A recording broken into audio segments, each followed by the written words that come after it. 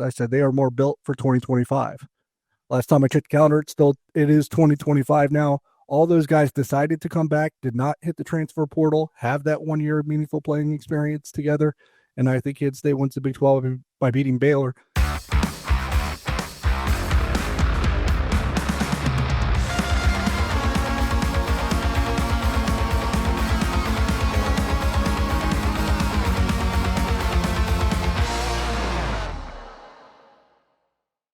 Hello and welcome into another edition of Three Mile. I'm John Kurtz, joined by Derek Young and Cole Manbeck.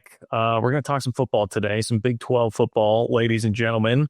Of course, the show is always brought to you by our friends at Holiday Distillery. Whether you want some Ben Holiday bottled in bond bourbon or you want some 360 vodka, they have you covered for both. So whatever it is that you're going to be doing this spring and summer, make sure you have plenty of Ben Holiday bottled in bond bourbon and 360 vodka on hand. It is great for any occasion, and they're great K-State folks who support us here on the show, so please do support them. Look, there's not a whole lot going on.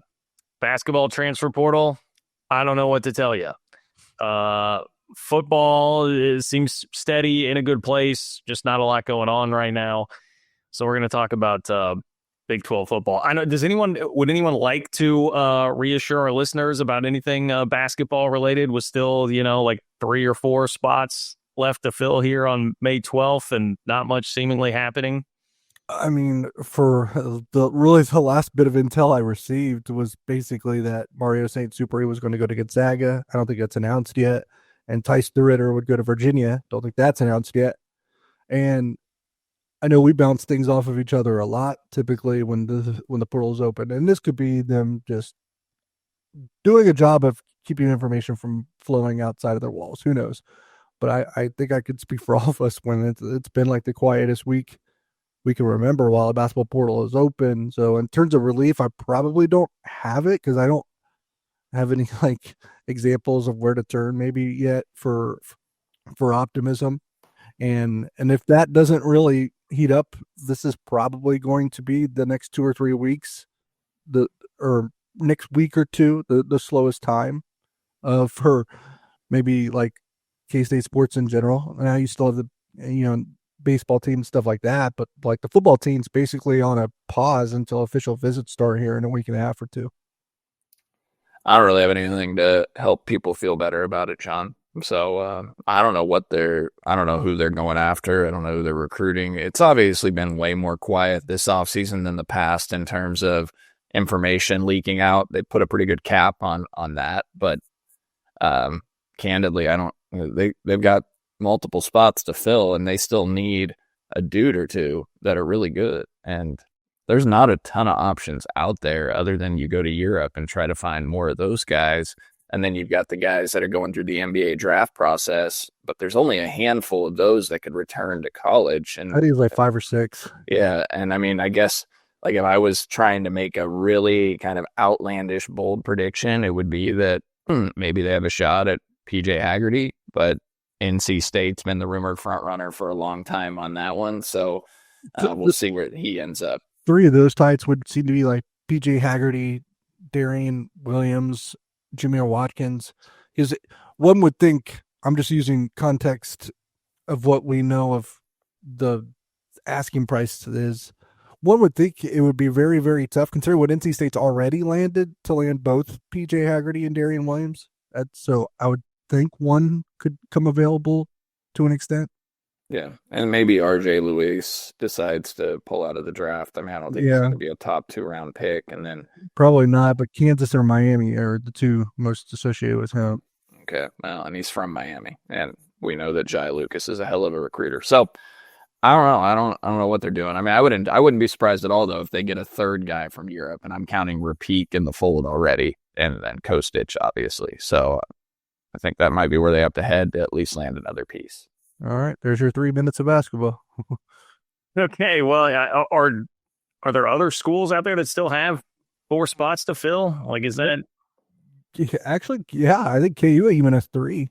Okay, well, I was about to ask. I was gonna see if Nick had insight on that, because I feel like I haven't seen a lot of action with the Hawks here lately either. Yeah, there's actually, I think that's what kind of makes you a little bit more discouraged if you looked into it because I think there's plenty of schools still with spots open. Actually, maybe not 3 or 4, but Yeah, more competition. Yeah. Okay. All right. Well, there's the basketball transfer portal update. Patreon.com/3mall if you want more as it happens, if it happens. Patreon.com/3mall for that. So you guys have some Big 12 rankings for me. yeah, I think you're just basically going to be the judge, juror, and executioner. Don't execute us though. This in football. Yeah, I don't. I mean, I've not taken the time to do a 1 through 16. I think it's a better exercise, especially in the Big 12, to do more like tier sort of stuff. So I've got kind of a tier 1 and tier 2 that I can give to you guys. But I guess we can start from the bottom. Who do you have at the very bottom of the Big 12 this year? Because as we know, this will be the team that finishes as the Big 12 champion, just like last year. Arizona It's State. true. I think we had Arizona State there. If we went back and listened, and maybe we do another one of these as we get more information. But I have Arizona there, which K-State does play in game 4. Haven't you been the one that pushing like K-State's going to have trouble going to Arizona on? I had trouble with the wackiness of the beginning schedule because you can't get in a routine. You have a Friday, you have an international game, you have a week 0 game, you play a service academy, but I don't think Arizona's any good. I got a full disclosure for our listeners. I mean, we didn't talk about this with each other behind the scenes. I mean, this was kind of a last minute decision to make this the topic of today's show. And I have Arizona 16th too. And I thought I might be the only one that had Arizona at 16th because it's kind of a crapshoot at the bottom of the league. They also are doing a poor job, it seems, of, well, Brent Brennan did a poor job at keeping the talent that they had for a little bit, even if he did for 1 year and then it kind of left. And then on top of that, I don't think they're adding enough talent either.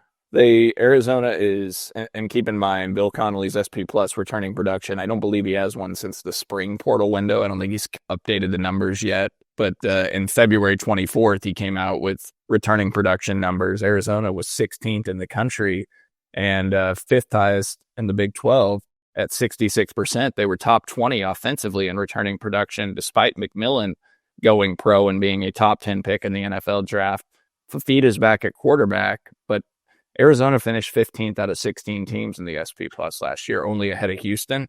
And I just don't trust Brent Brennan. And that's really the thing for me. That's where I'm at. Arizona had to hire him because of the time that they had to hire a coach and they had no other options. And Noah Fafita amazingly regressed under his watch.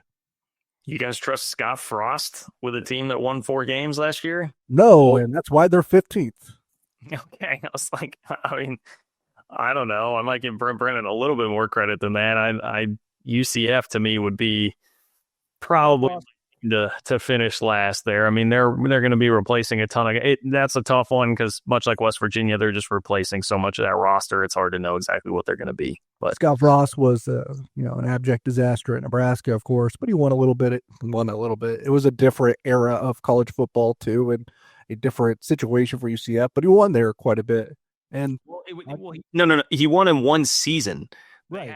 They had like a 500 season, and then he had the huge unbeaten season, and then he left for Nebraska. I mean, Scott Frost's entire reputation, if we're going to call it that, like a good reputation, is built off of one season at UCF. So, but I'll take that over anything that Brent Brennan's done his entire career. Really, I have West Virginia, baby. I've got the Mountaineers at 15th. Rich Rodriguez comes in, first-year head coach at Morgantown, did a nice job at Jacksonville State. It's interesting because our 15th and 14th DY, I mean, I don't know if you have West Virginia 14th, but you got the 2 head coaches returning to their prior jobs with Scott Frost and Rich Rodriguez, where at one point they actually starred as head coaches, and it seemed like both fan bases liked the hires and wanted those guys to come back home. So I think so. If I was West Virginia, I would have wanted Rich Rod. If I was UCF, I might not have wanted Scott Frost. Yeah. West Virginia 98th and 14th in the Big 12 as of returning production in February. Again, that number probably shakes up a little bit. But I don't see it with West Virginia this year. Maybe in year 2 or year 3 of the West Virginia era with Rich Rod, but not this year. West Virginia is going to have over 70 new players on its roster, by the way. Rich Rod said the other day. 70. That's wild. But Colorado had about that, and they almost won the Big 12. Yeah, I mean, it's definitely the blueprint. Colorado also had a Heisman Trophy winner, and, say what you will about Shador. I think he was a somewhat of a miracle worker with that offensive line at quarterback. So. I agree. Oh, I agree. But we're going to talk about Texas Tech later, and they're going to have over 50 new players. Yeah, I mean, look, it's as outrageous as the number sounds. It is kind of the new reality in college football. I believe in Rich Rod a little bit more. I might have them a little bit higher. Cool. Yeah. Where do you guys have Oklahoma State? Your point, my number 14 team, if we'll just go to that place, I do not have West Virginia. I'm a little bit of a believer in Rich Rod as well, just blindly good football coach. And I'll probably have a hot take here. I put Cincinnati here. I realize they're bringing back Brendan Sorsby at quarterback, who had a solid year last season, but I'm not a believer in Scott Satterfield and believe that thing is just going to continue to derail.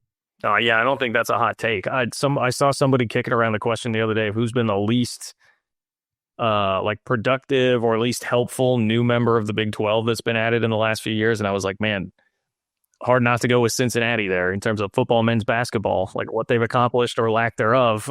Guys, Cincinnati has not done much. And Scott Satterfield's not exactly inspiring. Yeah, so my 14 team, Cincinnati. Yeah, 14 for me is UCF. Now, John, you asked about Oklahoma State. I'll just tell you, I have Oklahoma State making a little bit of a jump up this year, and I guess maybe a lot of that's just trust in Mike Gundy.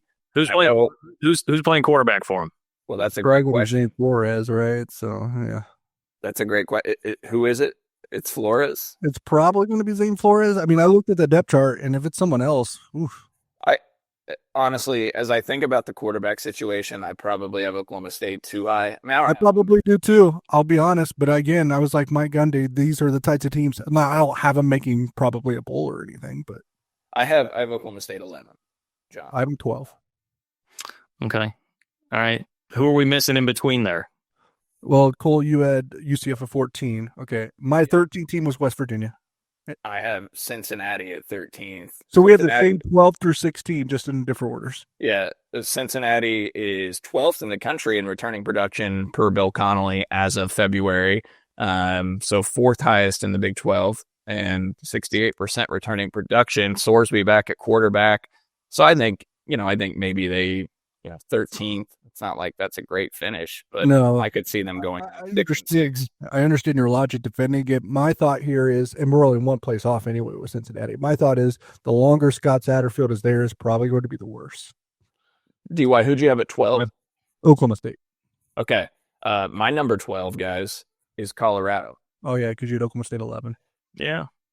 I have Colorado at 11. I thought you guys would think I'm hating on Deion by putting Colorado at 12th. If that we have a question mark for quarterback and a lot of new players as well. It's Deion at his best season when he had like dudes in proven commodity at the quarterback position.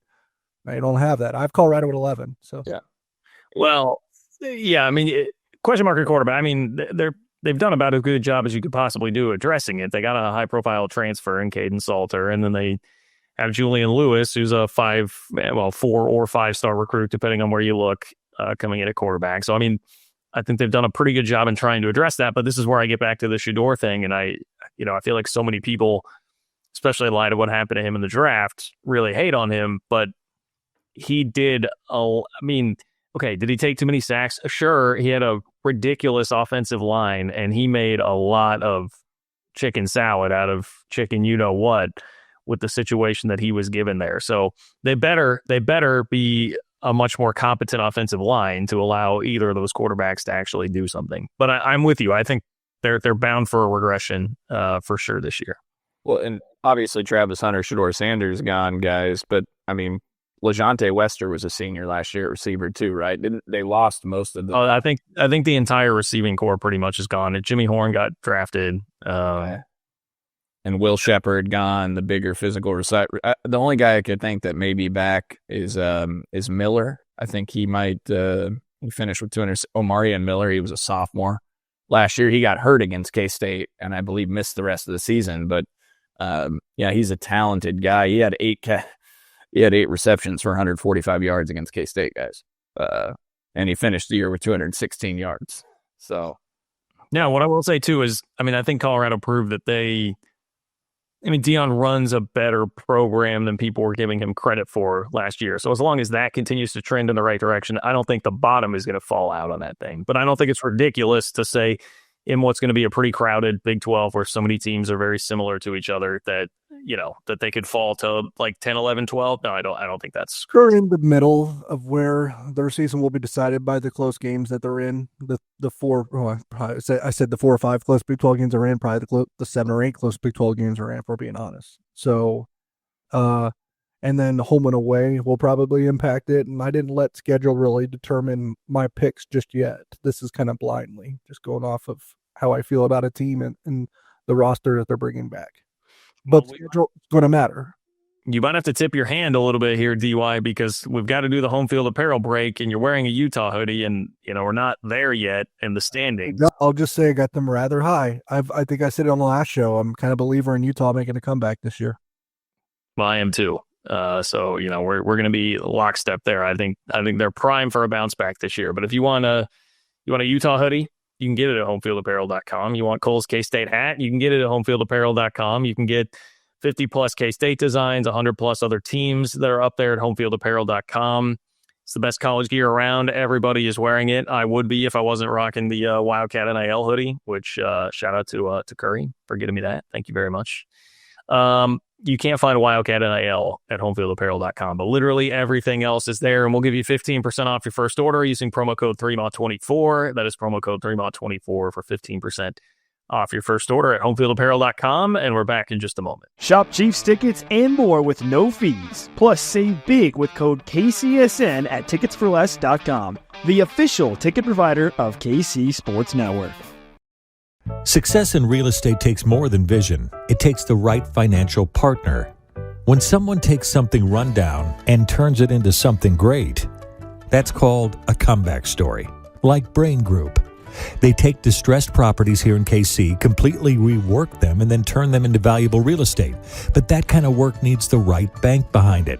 Enter Emprise Bank. They're not about cookie-cutter loans. They saw Brain Group's vision, backed them, and now they're making big moves in Kansas City real estate. Talk about your partner in possible. Emprise doesn't do one-size-fits-all financing. They invest in potential and back growth. Visit emprisebank.com/KC to learn more.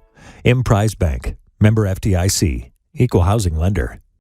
It's playoff time, and if you're still just watching games, then you're missing out. With Pick 6 from DraftKings, you can turn your hoops knowledge into real cash. Just make your picks, track your score, and if you hit all 6, you're looking at bigger payouts than Prize Picks flex plays. Nobody's dropping better payouts than Pick 6. Hit 6 picks, and that's 25 times your cash. And if you beat your competitor, you could be looking at a 500 times bag in your pocket. And right now, new customers get $50 in bonus picks with just a $5 entry.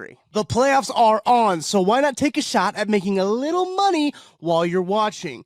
Download the DraftKings Pick 6 app right now and use code KCSN. That's code KCSN to play $5 and get $50 in bonus picks. Better payouts, bigger wins, only on Pick 6 from DraftKings. The crown is yours. Gambling problem? Call 1-800-GAMBLER. Help is available for problem gambling. Call 888-789-7777 or visit ccpg.org in Connecticut. Must be 18 plus. Age and eligibility restrictions vary by jurisdiction. Pick 6 not available everywhere, including New York and Ontario. Void where prohibited. 1 per new customer. Bonus awarded as non-withdrawable Pick 6 bonus picks that expire in 14 days. Limited time offer. Terms at pick6.draftkings.com/promos. Are we at 6 through 10 now? Going, I guess, in reverse order here. Did you reveal number 11, DY? Yeah, my 11 was Colorado. Okay. Yep. So we'll go 10 through 6. Yeah. Yep. 10, I have Houston.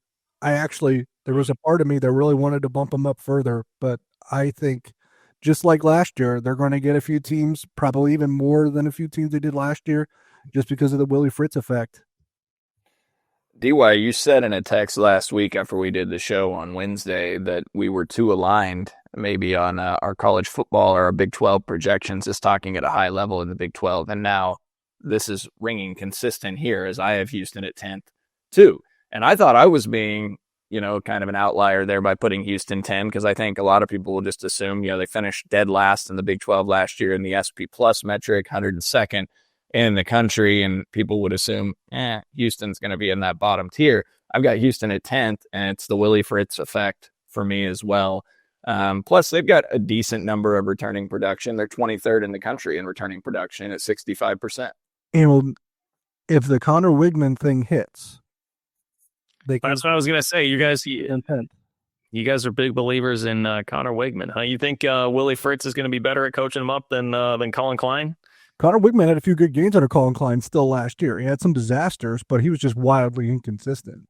Now, they do lose their defensive coordinator, Sheil Wood, who went to Texas Tech to try and fix Joey McGuire's defensive side of the ball. But I do think Willie Fritz, defense, they've been pretty solid in his history as a head coach, both at Tulane and, last year at Houston. So we'll see. But they took a huge jump last year defensively under Sheil Wood as the D coordinator. And so I think that was going to be a big question for Mark for them. And, they ended up like top 30 in total. And they kept Zane Chris at quarterback. So even if Wegman becomes a disaster, they've shown they can win games with that kid. Yeah.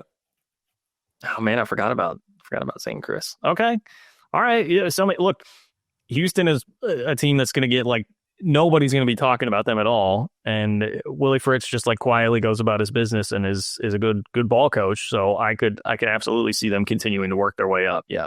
Did they make a bowl last year? Because I think they are this year. No. Houston went 4-8 last year. You know what? I have a number on that. There was I've got something on expected win totals. I'll have to go back and find it. Did they make a bowl? DY, you remember how disastrous of a loss that was last year?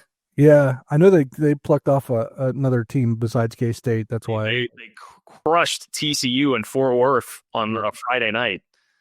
Yeah, so okay, cool, got it. No, I mean, I was just going to say, so one of the things I pulled, guys, from Bill Connolly was he has luck expectancy metrics, luck expectancy that he has put together in a recent article on ESPN.com.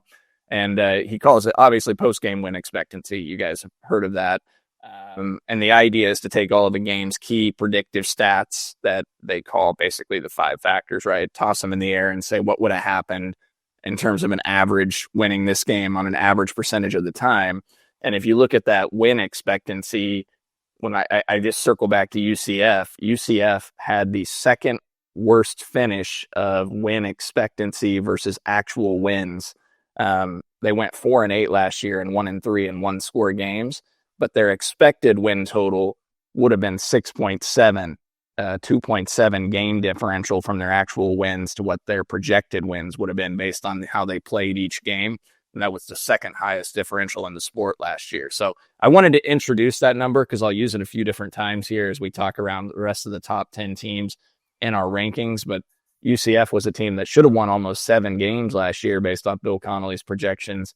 And instead, they go 4-8. So Houston was projected win total was 4.5 based off game expectancy. That was number 93rd in the country. They went 4-8, so a half game differential. In other words, they finished relatively close to where they should have. Well, UCF should have beaten Iowa State. I definitely remember that. Yeah. What was K-State's expected last year? So actually, John, it's a great question. K-State was the only team in the Big 12 that finished exactly where it would have expected them. So K-State finished 68th in the country in terms of the differential between actual wins and the expected wins. And that was because their expected wins was 9.0, and they won 9 games. So a 0 differential in games they actually won versus projected wins. K-State went 4-2 in one score games. So I was surprised with that. I thought K-State actually, because the SP Plus likes K-State so much typically, K-State finished 18th in the country in last season's SP Plus rankings, only one spot behind BYU, which was 17th in the SP Plus. And that's right. Yeah, Arizona State, the team that made the playoff, did not finish that high. I think Arizona State was 35th on the SP Plus rankings at the end of the season, which is a bit surprising. Yeah, but Bill Connolly said that Lance Leipold was Bill Snyder 2.0. So, we can't trust anything that Bill Connolly is saying here. So don't discredit so much of my metrics. It's based off a lot of the stuff I pulled, guys. It's based off Connolly. Segue. I got KU 9. Oh, Yeah, I mean that seems right about in line where Kansas is probably going to be picked, I would imagine.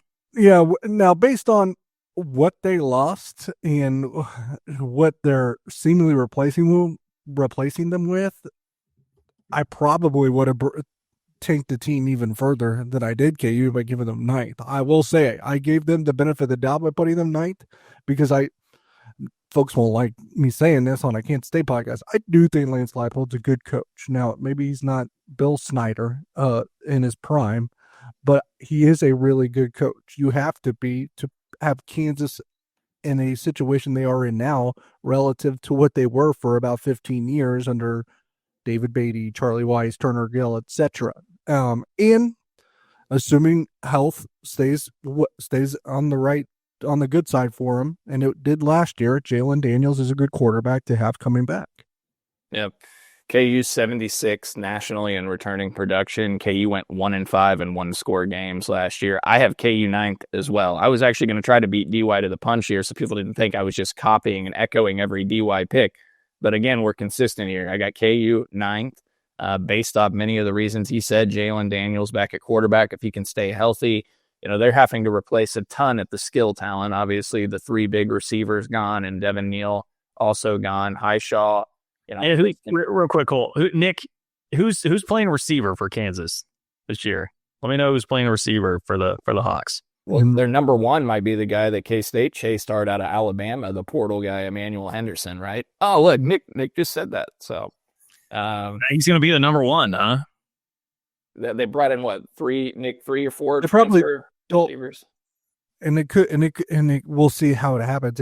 Things could change, but part of it's like, we'll have a lot of other options, right? It's got to be somebody, and that I'm not trying to crush Kansas, but they are taking a little bit of a hit in terms of experience, returning production, and talent at some of the most important positions, which is why they're ninth. I kept them ninth again because of Jalen Daniels and Lance Leipold. And I will say, typically, they were on the wrong side of a bunch of one-score games last year. We all know that. Typically, that does flip the following year. Yeah. Well, they're all. I was going to throw in too. I mean, I don't know whether you think this is a net positive or net negative or net neutral, but it's second straight year where they're new offensive coordinator. Now it's a guy who's been on staff and Jim Zabrowski, but obviously I think a lot of people would look at it and say potentially net positive by losing their offensive coordinator to Wisconsin. I think it might be. Yeah, it's interesting because I actually thought Jeff Grimes was fine. I mean, there were a couple blemishes, overall, but if you look at their numbers statistically and the metrics, All right, Cole, I don't know, man. I think when you look at the overall stats, Grimes looks fine. But I think in some of the most important situations, he did the dumbest shit. But I also think there's there's shades of Connor Riley with that, right? Like where it's like you look at the overall metrics and you might be like, oh, okay, that's not really that bad. But, watching the games throughout the year. Yeah, but we also got to put part of it on like he trusted a veteran quarterback to not make idiotic decisions, and Jalen Daniels did that to him multiple times. Now I totally understand the point. Like I've watched KU football for a couple of years and we've all talked about this. Why is Devin Neal not touching the ball more? Like there would be games where Devin Neal's dominating and he finishes with 14, 15 carries. Well, it's because he ran. I'm sorry, I keep cutting you off, Cole. It's because he ran a 4.940. I think is why. 4.6. Oh, 4.9. Oh, you were actually taking a shot there to be funny. I thought I was making a joke, Cole. Yes, I know you were. I thought you said 4.5. And I thought you were giving him too much credit. One of the least athletic running backs at the combine. He ran a 5.40, so that's why Jeff Grimes was vindicated when Devin Neal ran a 5.140. Then he loses a tick every time we bring it. To put a bow on the KU discussion, I mean, as Nick put in the chat, the concern you would have is he said, transfer receivers from Albany, Columbia, and then Emmanuel Henderson from Bama, who hardly played in his career there. Now, again, K-State wanted Emmanuel Henderson really bad. They wanted him, they liked him, and they did not land it.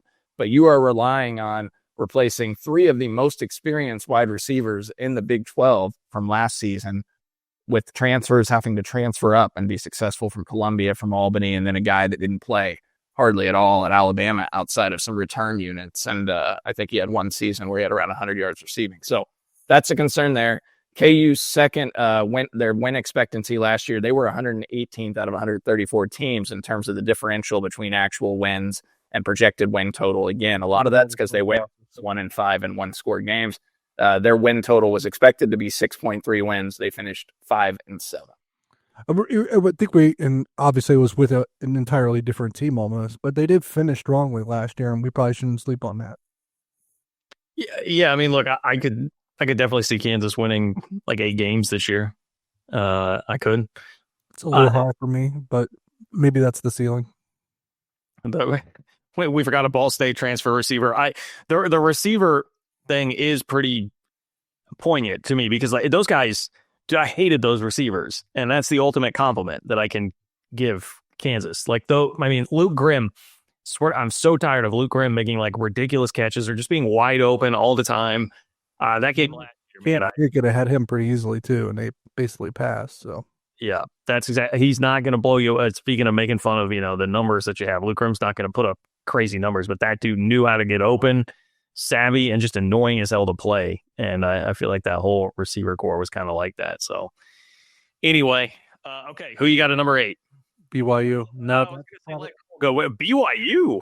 That's probably my outlier pick. I think there's real regression here, like real regression to where we could be talking about a 6-7 win team. Wow. Finally, we have a drastic shakeup. Now, DY, you sound like me every week last year when I kept saying, oh, this is the week BYU loses. And they can. Oh, that was during year. The regression's going to come now, I think. And I really don't think much of Retzlaff, the quarterback, even with a year of experience. So. I have a surprise here as well. Any guesses who I might have? If it's a surprise, I'm going to guess it's Iowa State or Texas Tech. It is Texas Tech. John, I should have let you go. I'm sorry. I would have guessed Iowa State. Yeah.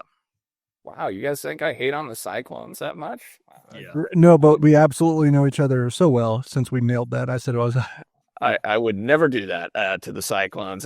Look, here's the thing with Texas Tech. Like, first of all, DY, it was interesting. I think you guys said that they are bringing in like 50 new players, and we know it's a huge transfer portal haul that's regarded as the best transfer class in the country. Yet in February, Bill Connolly had Texas Tech's returning production at 75% overall. Number 4 in the country. Because it's production and you bring back a quarterback, it's always going to be. That's why I don't really like his returning production, because I think his formula is really screwed, because you basically get to 60% just by bringing back a quarterback. So it makes it look a lot better than what it is. It's interesting. Their defense ranks number 1 nationally in returning production at 82%. Now, I don't know if that's a good thing, based off the way Texas Tech's defense was. They did add a lot of defensive linemen, so that returning production they're bringing back is going to get benched. The best position that they upgraded with that number 1 portal class, it is built on the back of pass rush. They completely changed that pass rush. So I don't know how you feel about integrating guys from a pass rush standpoint. That would seem to me to be perhaps a position where it's a little bit easier to plug and play somebody. They've got some guys that can really get after the passer. Why am I blanking on the Stanford kid? Bailey, he had 14.5 sacks the last 3 years, outside linebacker / edge guy. He entered the portal in the spring. The UCF kid that they added too is a stud. Hunter, Hunter. I'll find it for you. Did they add the D tackle from Hunter? Yes. The big kid. So he was like UCF's best player last year. Yeah, so if it's a guy I think you're talking about, I previewed him a couple of years ago when we got ready to play UCF, and I think he's a former Auburn transfer, and then Richard Lee Hunter, big D tackle. Yep. So good player there. We talked about Shieldwood, defensive coordinator, comes over from Houston to try to correct the Joey McGuire-led defense last year. Look, in their 5 losses last season, Texas Tech allowed 35 points or more. This should be a really concerning thing for Texas Tech if I'm them. Now, again, they brought in so much new talent. Maybe it's not. Texas Tech went 8-5 last season. They went 6-1 in 1-score games. So think about that. Like they won 8 games, and 6 of them were in 1-score games, and the odds are not in your favor that would be the way that works. Texas Tech was number 3 nationally in post-game win expectancy versus actual wins. In other words, they overachieved massively versus what their expected win total would have been based on the outcome of games. They were projected in win expectancy at 5.3 wins, and they finished with 8. So I have some concerns there. I have some concerns just in general about Joey McGuire as a head coach and them integrating so many new guys into the roster, let alone the health of Baron Morton, who we talked about that last show. His numbers were better than I expected last year when John read them off to us. But again, off-season shoulder surgery, had it in December. He sat out the spring. I get concerned about shoulder surgeries anytime. Now, I don't remember if it's his throwing shoulder or not, but I believe he's had multiple shoulder injuries in his Tech career. So concerns there. I just don't see Tech punching that far above their weight here, even though they brought in a lot of talent. And I think I don't know if it would be. I don't know if it would be punching above their weight. To be fair, and what I would say is, I'm just as guilty here as not being in on Joey Maguire. But you, in the same sentence that you said you're not sure about Joey Maguire, you said he won 8 games when he should have won 5. That kind of sounds like good coaching to me. It could be. I mean, you can attribute winning in close games to, hey, that's just a great coach that knows what the game's tight. He wins you the game, or you could attribute it to a little bit of luck on your side. I think when you do it that many times, do you really get lucky that many times, or do you have a good coach? Yeah, I mean, lucky that many times. I don't know. I don't know. It's a good thought. I mean, against you. That's all. Yeah. No, I mean it's a good thought. I go back and forth on it all the time because, like, you can. I think we pulled the numbers last year. Like Mike Gundy had been the best in the Big 12 and won score games over a long period of time. And obviously Mike Gundy's a good football coach. And so there's something to be said for, success and winning in one score games. There's also a combination of a luck factor that comes into some of that. K-State had a great record in one score games the year they won the Big 12 championship in 2022.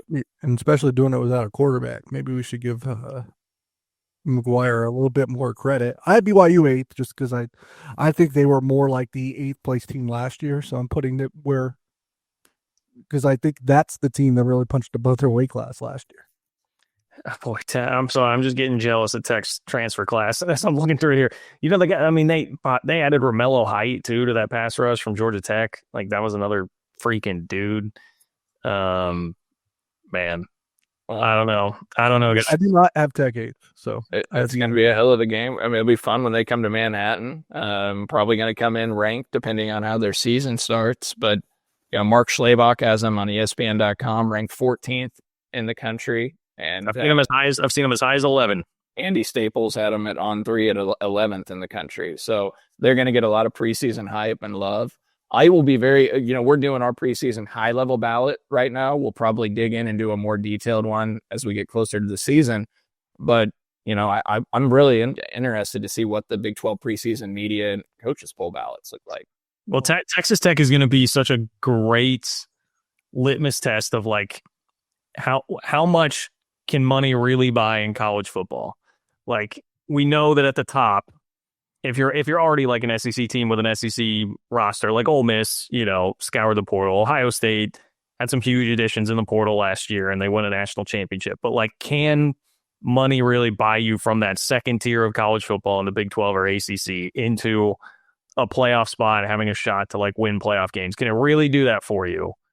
Or is that not going to be something that's feasible? Now, it may not matter because of the way things will change in the revenue sharing era. We'll see. But it's going to be a really, really fun case study to watch with Texas Tech this year, no matter what.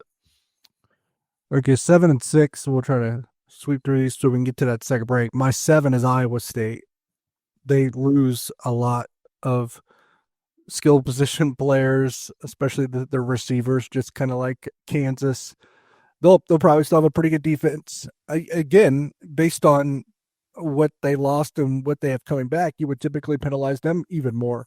But the funny thing about Matt Campbell is his worst teams win about 7 games, and last year notwithstanding, his best teams win about 7 games. So that this seems like the sweet spot for Iowa State, which is why I have them 7th. And Rocco Beck, I like him, but I thought he took a step back last year. So the jury is still a little bit out on him since he took a step back and now he's losing his like 2 best weapons. And then I have Texas Tech 6th. I have some of the same hesitation on Texas Tech as Cole, but I think that just what they have, they can probably beat around the middle of the Big 12 enough to at least get 6. They'll probably be, and John is making me think 6th is even too low, but I have them at 6th. So I have TCU at 7th, guys. And, one, I'm not a huge believer, as you know, in Sonny Dykes, even though they went to the national championships. I know that sounds silly to say from a couple years ago, but 7th, and a large part of the reason, their top 15 returning production is 60% nationally. the reason I have them 7th, despite having Josh Hoover back at quarterback, who I really like, and some of their skill position offensively, is they have road games at K-State, BYU, and Arizona State. So when you factor in the schedule, which I've done in some of these here, as I project out where they might finish, it's hard for me to see TCU potentially winning any of those 3 games. And if they go 0-3, they're not finishing top 6 probably in the Big 12. And so, because of the schedule factor, I have TCU at number 7, and then I have Utah at number 6. So I have Utah making a considerable jump. I don't have them getting into that tier 1 or top 4. Utah went 5-7 last year. Now, the argument you could make for them is they went 1-5 in one-score games. So they were in a lot of games. Their win expectancy, though, was 5.6, so 0.6 differential between win expectancy and actual won games. Devin Dampier, obviously, we talked about it, brought in at quarterback. I have concerns about Dampier. He's coming through New Mexico. John, I know you would love him. You're your type of quarterback. He ran for over 1,100 yards last year on 155 carries. My concern with him, John, is, first of all, he's only 5'10", 190 pounds. He's not the biggest kid in the world. They ran him 155 times at New Mexico last year, and I don't trust his arm. He had 12 touchdown passes to 12 interceptions last year. He was 86th in the pass efficiency metrics nationally, and now he's going to the Big 12 and playing at Utah, and I know he's got his offensive coordinator, but K-State gets them at the end of the season as we talk about Kansas State and that matchup, and we talked about that at the end of the last show. That could play in K-State's favor because I think Dampier is going to have to run the ball a lot for Utah to be successful offensively, and I don't know if he'll hold up playing against this level of competition doing so. I don't trust his decision-making necessarily. He's a fun player. He has some fun moments last year where he really lit games on fire, but I'm not there yet. So I got Utah making a jump to number 6, but not getting into that top 5. Well, to your point, Cole, what he could be, as I'm hearing you describe that, is, remember, there was a lot of buzz about DeQuan Finn last year at Baylor, who was making a similar jump from the MAC. I know you know him well, Cole. He's the MAC player of the year. Yeah. And then he got beat out by Sawyer Robertson. Like, he didn't really play much beyond like week 1 or week 2 for Baylor. So maybe Dampier has a similar struggle in trying to make that jump up. Who else do they have, John? Did Isaac Wilson enter the portal? Who's their backup? I feel like they lost pretty much. Yeah, Isaac Wilson, I think, he went into the portal. Did he come back, though? Let me see. Well, you do that. The reason I mention that is, as you guys all know, UCF and Utah were one of only 2 teams last year to start 4 different quarterbacks in the 2024 season. So, according to this, they still have Isaac Wilson. He went into the portal and then went back to Utah. Yeah. What happened on that? So he did stay. So I think he's, he got it was Will Howard sort of situation, right? He got thrown into the fire way too early. I think he could still be a more than serviceable backup. But yeah, Dampier is, if they're going to be tier 1 in the Big 12, it needs to be Dampier, I would think. Yeah. Break. Let's do it. All right, we're back in just a moment. Thanks for listening to KC Sports Network. Make sure you download our new app. Find it on the App Store or Google Play. Just search KC Sports Network. I'm looking here to put a cap on the Utah discussion. They do also have redshirt junior Nate Johnson, Vanderbilt transfer, played in 10 games last year for Vandy. So they've got some options. They've got some options at quarterbacks. Your job of getting the high end potential and Dampier and providing insurance behind them. Yeah. Very similar to like a Taquan Roberson type of ad, it would appear there. So they've got some padding. I'm waiting for Cole. Where do you have BYU? Is BYU coming up next year? No, they're not. Who do you think I have faith? Cole is high on BYU, man, because we just glossed over BYU when BYU completely disrespected them and the entire. Cole's going in depth on every team, but I had BYU 8th. Like I said, Retzloff. The regression is going to be real there. There's always a team that's picked in the top 2 or 3 or 4 that ends up maybe even in the bottom half. I think it definitely could be them. That would be my pick if it is. DY disrespected an entire religion. Usually we're just taking out schools in third tier conferences. Today we're doing an entire religion. That's nice. Thank you, DY. My 5th place team is TCU. Cole touched on him a little bit already because he already had him. I have him 5th. That schedule is daunting, but I mean, K-State has to go to Utah and Baylor. So, I mean, everybody's going to play tough road games because everybody's about the same in the Big 12. That's TCU though. So Cole, I ran into this when you were talking about Sonny Dykes. I mean, I'm with you. Sonny Dykes to me seems like a pretty average coach. Like, I mean, I don't think he's bad, but I think he's a pretty average coach at the Power 5 level.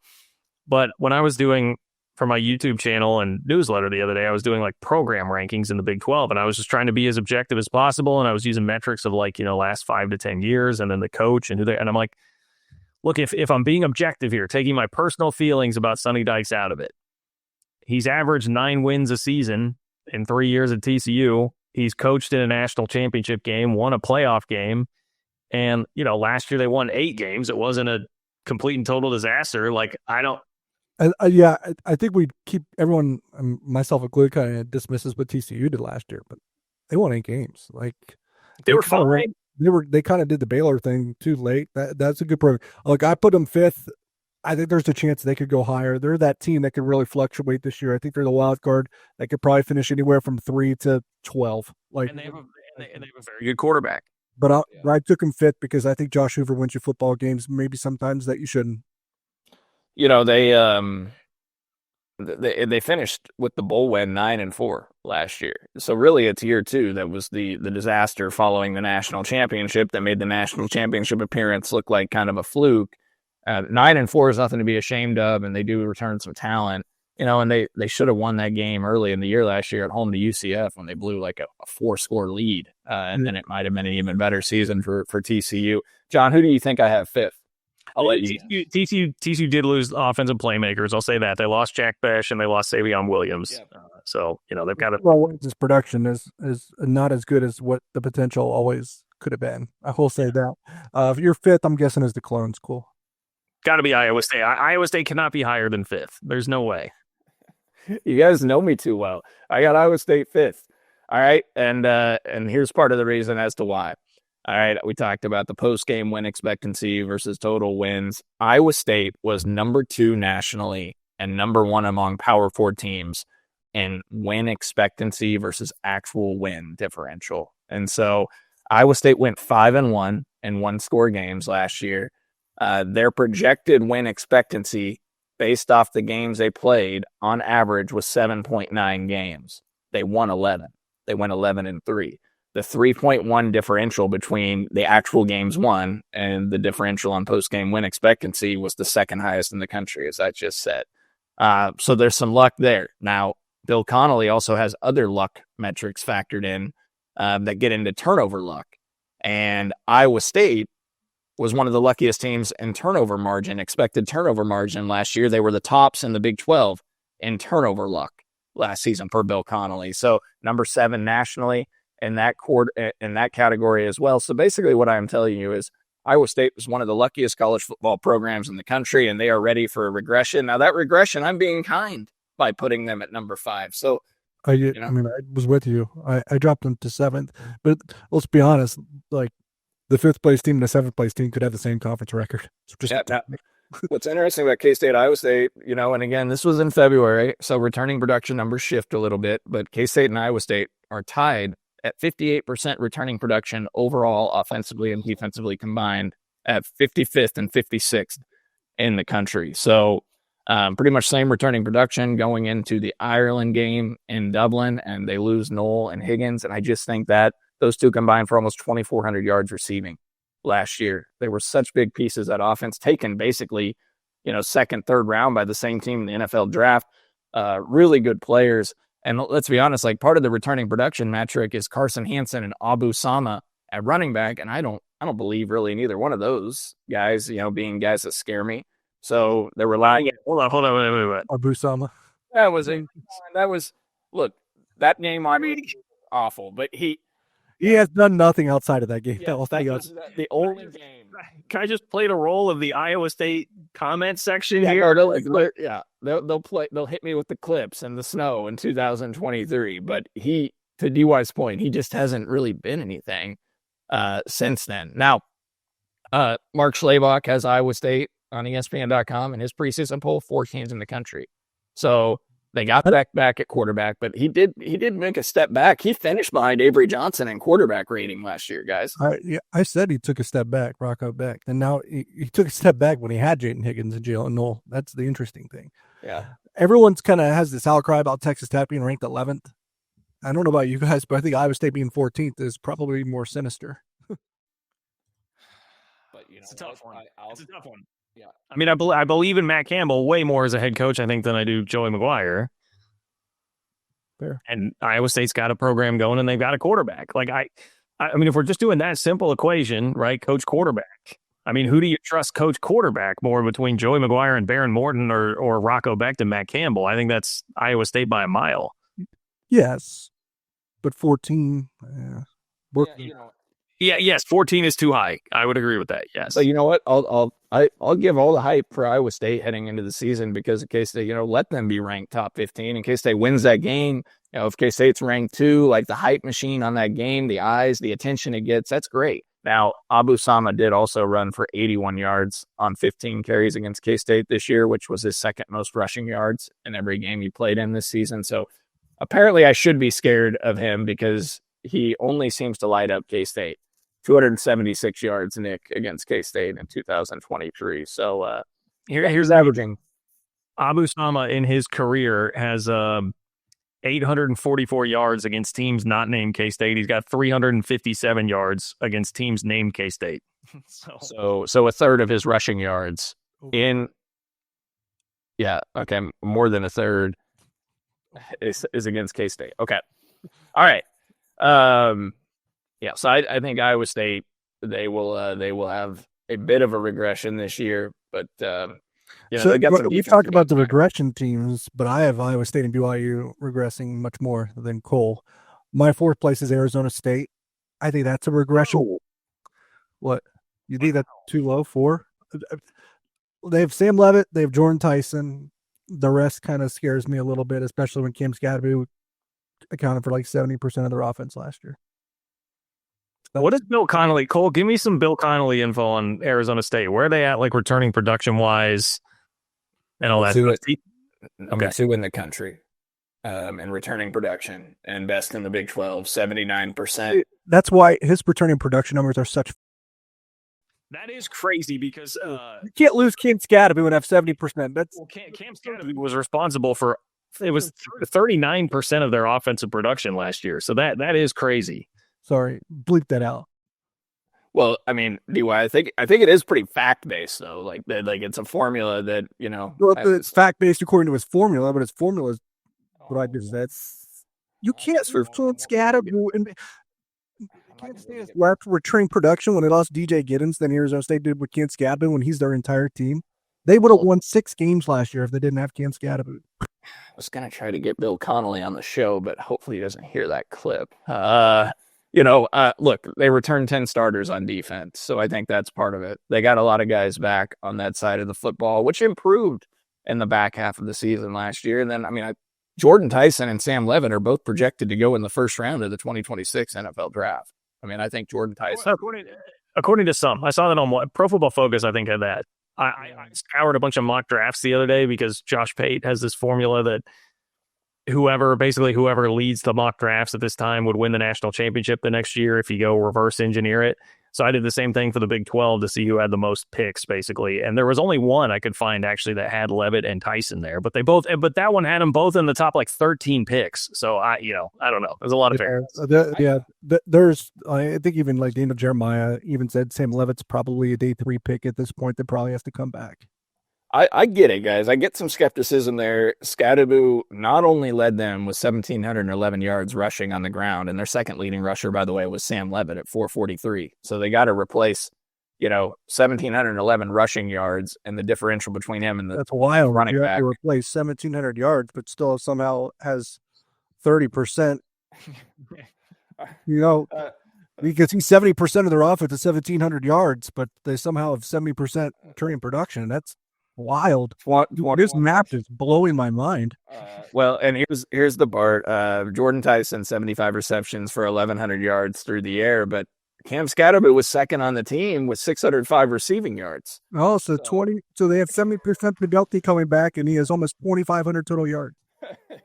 Like I didn't look at the offense-defense breakdown. I'm guessing everything excused by returning quarterback on his returning production numbers. Yeah, Sam Leavitt, 24 touchdowns to 6 interceptions, over 2,800 yards through the air, and 443 yards on the ground. Like he's a stud. and I think that's a large part of it. I actually have Arizona State. Well, I won't go there yet, but Who's your fourth place team? Do you even say? no, I haven't even said that. Someone wanted me to give some numbers on Arizona State, and they were 6-2 in one-score games. Let's keep it moving. Who's number 4? Okay, sorry. Baylor. I have Baylor number 4. Now, you can make an argument that maybe I'm making too big of a jump there for Baylor because if you look, Are you? Because I haven't had Baylor. yeah, I know. And their win total was pretty close to on par to where they were expected to win. They were 1-2 in one-score games, so hardly had any one-score games last year. Now they were top 10 in turnover luck, so that's part of it too. But Sawyer Robertson back. They've always back. To your point there on the turnover luck, they've always been that. So I think that's just a consistent part of their program because Dave Aranda's teams force turnovers. Yeah, and I like the offense, the way that the direction that they went under the new offensive coordinator and the coaching staff last year. They were great the back half of the season. Sawyer Robinson's a good player. Open the season at Auburn or against Auburn at home and then go to SMU week 2. So a real chance for Baylor to showcase the Big 12. They also have Arizona State week 4. 3 of their first 4 games are pretty tough. 1-2 in those one-score games, like you said, that's not many. That's because when they went on that run, they weren't just beating teams; they were beating the crap out of them. Yep. I love the combo Sawyer Robertson and Bryson Washington. Yep. Bryson Washington's a 1,000-yard rusher from last year. He's a really, really good player. Perhaps the best QB running back combo in the Big 12 this year. Yeah. All right. So then top 3. I'll just go do it all at once. 3, Utah. Yeah.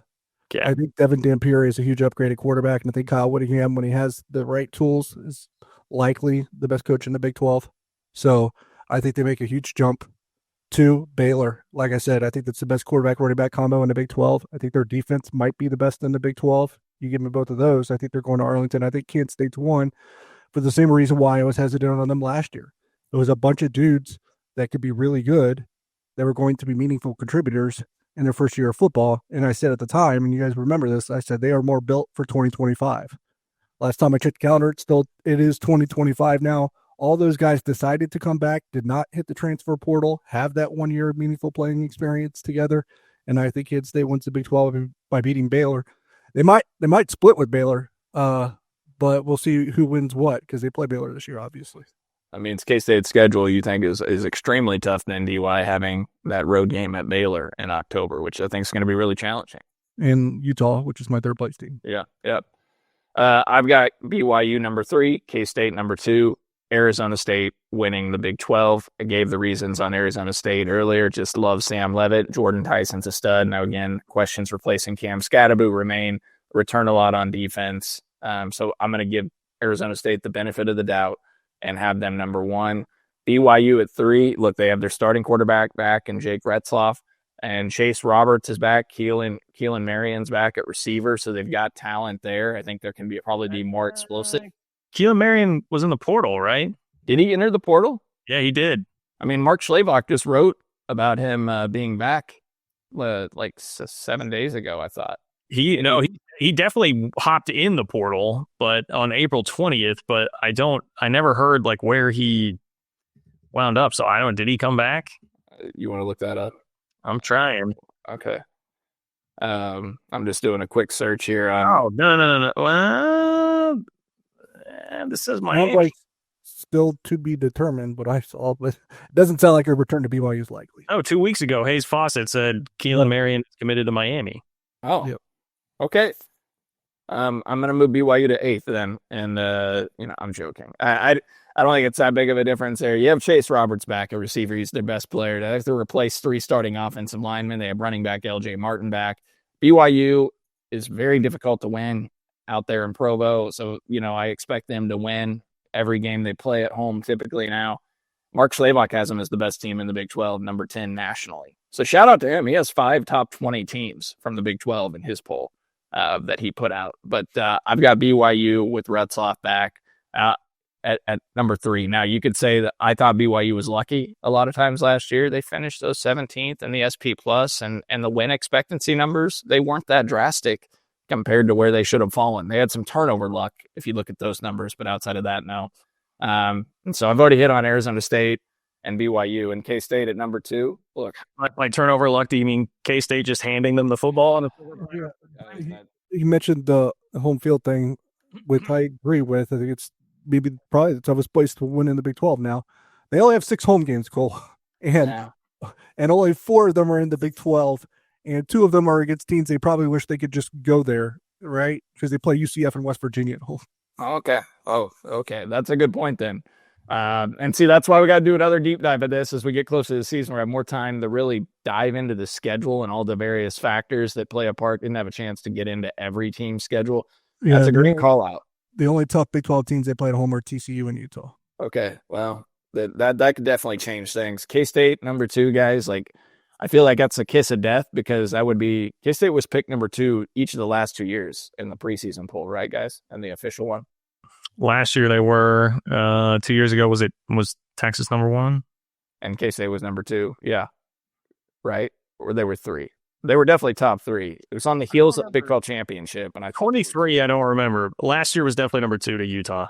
I believe they were 2 because the media days that we were at in 2023, Will Howard, Deuce Vaughn, all those guys back, there was a ton of hype.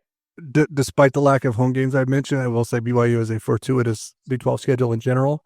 They play Colorado, West Virginia, Arizona, Cincinnati, and UCF, the bottom 5 of what we think. Yeah, that's pretty nice. Look, an argument can be made that K-State has the toughest or one of the top 2 or 3 toughest schedules when it comes to the Big 12. But I'd have to look. Yeah, we can dive into that more at another time. Well, here's the only thing I can contribute here. I didn't do specific rankings, but my tier 1 is K-State, Utah, Baylor, Arizona State. My tier 2 is Iowa State, TCU, Texas Tech, BYU. So that gives you a... I think that's more aligned with mine than Cole. Yeah. All right. Okay. Good exercise. Right at an hour. All right. If we hustle, we could finish this under an hour. How about that? Yeah. No one thought I was crazy for Baylor at 2. No. I'll read that one 4th. Listen, I'm the guy I loved. Dave Aranda broke my heart last year. I've always been a big Dave Aranda guy because I like his vibe. I like the kind of Phil Jackson Zen Master sort of vibe that he has. So I'm looking for any reason to jump back on. Plus, like Sawyer Robertson's just really, really fun to watch. Really fun to watch.